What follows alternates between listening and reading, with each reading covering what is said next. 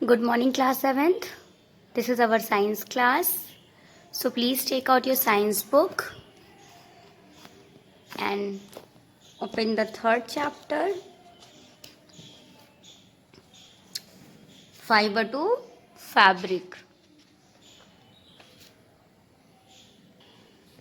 So please open page number 25. And this is our 12th video in which we will study about the wool obtained from other animals. हम other animal से भी वूल हमें मिलता है. Sheep के अलावा भी बहुत सारे ऐसे एनिमल्स हैं जो हमें वूल देते हैं. तो पहला है एंगोरा. देखिए एंगोरा क्या होता है. एंगोरा एक रैबिट होता है जिससे हमें ऊन मिलता है. ये हिली रीजन्स में पाया जाता है, जैसे कि जम्मू कश्मीर में हो गया, हिमाचल प्रदेश में हो गया, उत्तराखंड में हो गया, यहाँ पाया जाता है. ये बहुत ही ज़्यादा सॉफ्ट होता है, वार्म होता है और फ्लफी होता है. ये स्वेटर बनाने के काम में आता है और ज़्यादातर बच्चों के लिए काम में आता है क्योंकि छोटे बच्चों को ज़्यादा वार्मथ की ज़रूरत होती है. मोहैर. ये फाइबर जो होता है ये एंगोरा गोट से ऑब्टेन किया जाता है. एंगोरा गोट्स भी हिली एरियाज में पाई जाती हैं, हिली रीजन्स में पाए जाते हैं, जैसे जम्मू कश्मीर हो गया. ये जो है लाइट वेट के लिए फेमस है. ये बहुत ही ज़्यादा हल्का होता है, ड्यूरेबल होता है और गर्म भी होता है. तो ये जो है स्पेशली इसका इस्तेमाल लेडीज स्वेटर बनाने में किया जाता है और सॉफ्ट कवरिंग फर्नीचर्स के लिए किया जाता है. पश्मीना. ये जो है स्पेशल ब्रीड होती है, एक पश्मीना उनसे मिलता है. बकरियों की एक स्पेशल ब्रीड होती है, उनसे हमें ये ऊन मिलता है. ये भी जम्मू कश्मीर में पाया जाता है. ये जो है ठंडियों में अपने जो है क्या करती है, शेड अपने बालों को शेड करती है, गिराती है हर स्प्रिंग में. उसके बाद उसे कलेक्ट किया जाता है और उससे ही पश्मीना वूल प्रोड्यूस किया जाता है. ये एक विमेन फाइन फाइबर है, जैसे कि आप लोगों ने सुना होगा पश्मीना शॉल है ये. तो ये पश्मीना गोट से बनती है. कश्मीरी. ये जो है कश्मीरी गोट से मिलता है हमें. ये ज़्यादातर चाइना और तिब्बत में होता है. ये जो है इसका जो प्राइस होता है ये इसकी हल्के वेट के कारण होता है. मतलब ये बहुत ही ज़्यादा हल्का, बहुत ही ज़्यादा सॉफ्ट होता है. इसकी गर्माहट और इसकी सॉफ्टनेस के कारण ही ये ज़्यादातर बच्चों के लिए इस्तेमाल किया जाता है. बेबी वियर बनाने में इसका यूज़ किया जाता है. Camel wool. द हेयर और fur on the body of the camel are also used as wool. Camel के शरीर पे जो बाल होते हैं वो ऊन के लिए भी इस्तेमाल किए जाते हैं. जो बेस्ट कैमल वूल होता है वो जो है इनके 2 हम से निकाला जाता है. एक होता है बैक्टीरियन कैमल जो कि माउंटेन्स में पाए जाते हैं, साइबेरिया के माउंटेन में या मंगोलिया के माउंटेन में. तो इनसे जो वूल मिलता है ये बहुत ही ज़्यादा सॉफ्ट होता है और बहुत ही ज़्यादा खूबसूरत होता है. वैकिना, लामा एंड अल्पेका ये 3 इम्पॉर्टेंट मेंबर हैं कैमल फैमिली के. नेक्स्ट इज याक वूल. याक जो होता है हमारा ये भी वूल के लिए भी सोर्स है. ये लद्दाख में पाया जाता है, तिब्बत में पाया जाता है. ये भी अपनी सॉफ्ट हेयर को एनुअली शेड करते हैं. इनका इस्तेमाल गारमेंट्स और ब्लैंकेट बनाने में किया जाता है. वूल की प्रॉपर्टीज क्या हैं. ये हीट का पुअर कंडक्टर है. ये जो है इससे जो है हीट हमारी बॉडी के अंदर बनी रहती है और बॉडी से बाहर नहीं जाती है. इसी कारण से जो है गर्म कपड़े बनाए जाते हैं. वूल जो है इजीली रिंकल नहीं होता और ये डर्ट का नेचुरल रेजिस्टेंट है. वूलन फैब्रिक जो है बहुत जल्दी ड्राई भी हो जाते हैं. अब देखिए एक्सट्रैक्शन ऑफ वूल. हमें वूल मिलता है, ऊन निकाला कैसे जाता है, कैसे कैसे प्रोसेस होते हैं इसमें. तो देखिए बहुत सारे मल्टी स्टेप प्रोसेसेस हैं इसमें. सबसे पहला जो प्रोसेस है वो शेयरिंग है. तो इसमें शेयरिंग में क्या होता है, शीप जो होती है उसकी बॉडी से हम उनके हेयर्स को क्या करते हैं, शेव करते हैं. ठीक है, शेव करने से इनकी एक स्किन की पतली लेयर भी साथ ही साथ में निकलती है. बालों के साथ साथ इनकी स्किन की लेयर भी साथ में निकलती है. इसे एक बड़े रेजर से किया जाता है जो कि एक ऑटोमेटिक शेयरिंग मशीन होती है और ये शेयरिंग एनुअली की जाती है साल में एक बार की जाती है गर्मी के मौसम में, ताकि ठंड आते आते फिर से इनके शरीर पे बाल उग आए जो कि इन्हें वार्मथ पहुंचाएं, ठंड में इनकी मदद करें और इनको कोई हार्म ना पहुंचे। अच्छा, जो इनकी स्किन निकलती है, स्किन से इन्हें कोई हार्म नहीं होता क्योंकि वो डेड स्किन होती है। जब भी हमारी बॉडी से डेड स्किन निकलती है तो हमें कोई चोट नहीं पहुंचती, हम हर्ट नहीं होते हैं। तो बिल्कुल उसी तरह जो शीप है उसकी जब डेड स्किन निकलती है तो उन्हें कोई चोट नहीं पहुंचती है। उसके बाद है scouring.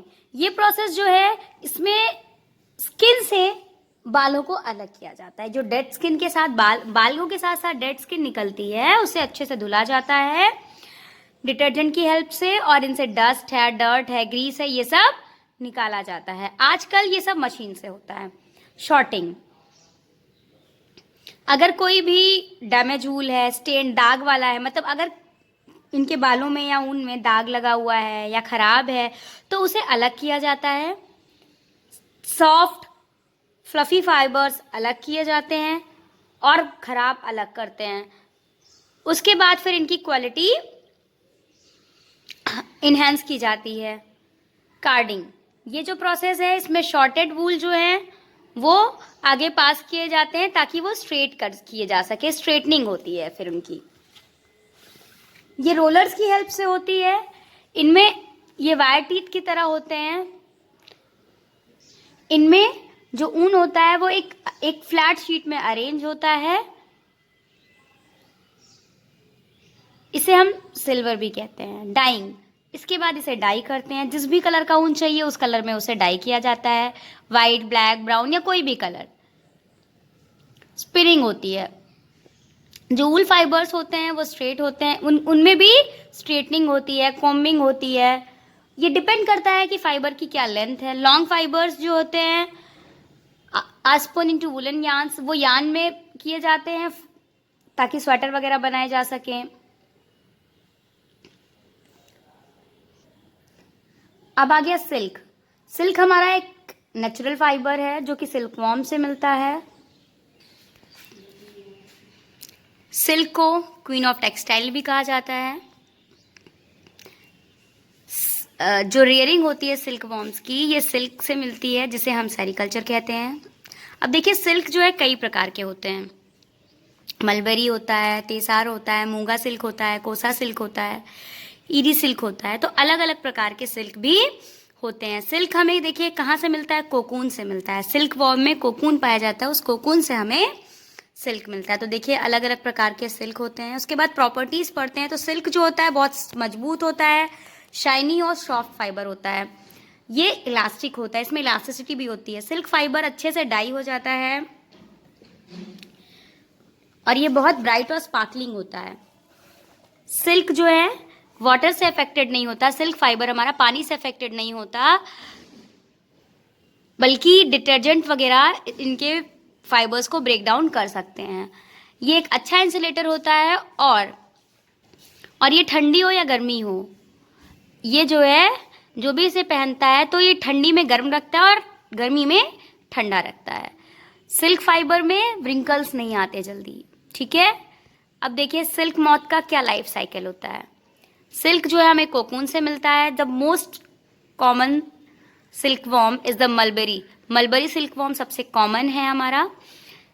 The silk fibre obtain from this worm is of very good quality. ये बहुत अच्छी क्वालिटी का होता है। The silk worm has following 4 stages in. देखिए इनके लाइफ साइकिल में 4 स्टेजेस आते हैं। पहला egg cluster, second silk worm और लार्वा, थर्ड है प्यूपा और फोर्थ है सिल्क मॉथ,